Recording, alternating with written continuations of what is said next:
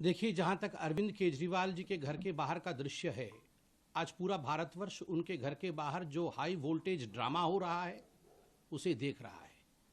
अगर मुझे एक वाक्य में कहना पड़े अरविंद केजरीवाल के घर के बाहर क्या हो रहा है तो मैं कहूंगा it is celebration of corruption. जश्न भ्रष्टाचार बनाने की कोशिश आम आदमी पार्टी के नेता और आम आदमी पार्टी के कुछ मंत्री कर रहे हैं। ये कोई पहला केस नहीं है। बोए पेड़ बबूल का तो आम कहां से खाए, करे घोटाला शराब का तो आराम कहां से पाए। ये शराब के घोटाले का विषय है और कौन सी कोर्ट तक शराब का घोटाला नहीं पहुंचा है। कौन सी ऐसी एजेंसी है जिस एजेंसी ने इस घोटाले की जांच नहीं की है, और कौन सा ऐसा दिल्ली वासी है, कौन सा ऐसा हिंदुस्तानी है जो इस विषय के तथ्य से, इस विषय के फैक्ट्स से अनभिज्ञ है।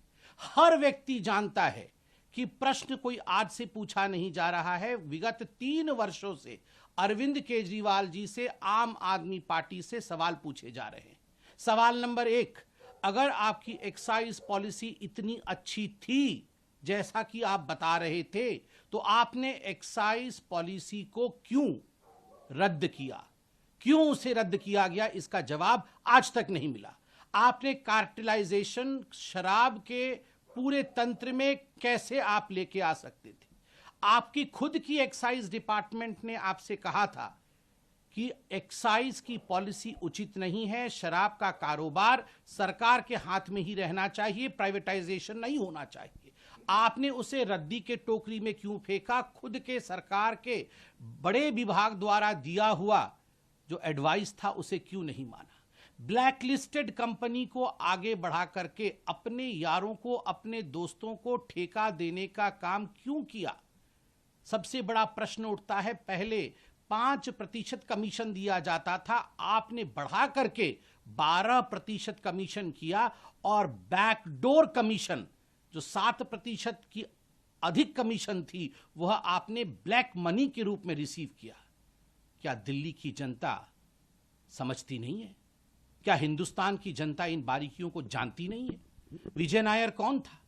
आज रिकॉर्डेड स्टेटमेंट है, स्टेटमेंट्स हैं ईडी के पास, सीबीआई के पास, उन तमाम जांच एजेंसियों के पास जिन लोगों ने कई करोड़ रुपए किकबैक के रूप में रिसीव किया, और रिसीव करके इसको कहां कहां ठिकाने लगाया, किस बैग में इन्हें लेके गया। ये सारे विषय आज पब्लिक डोमेन में है। इन सारे विषयों की जांच हुई है। 14 महीने से मनीष सिसोदिया इसी विषय में जेल की सलाखों के पीछे हैं। कोई ऐसा कोर्ट हिंदुस्तान में बाकी नहीं है जहां आम आदमी पार्टी और अरविंद केजरीवाल जी ने जाके झूठ का पुलिंदा फैलाने की कोशिश नहीं की हो। मगर उसके बावजूद किसी कोर्ट से मनीष सिसोदिया को रिलीफ नहीं मिला।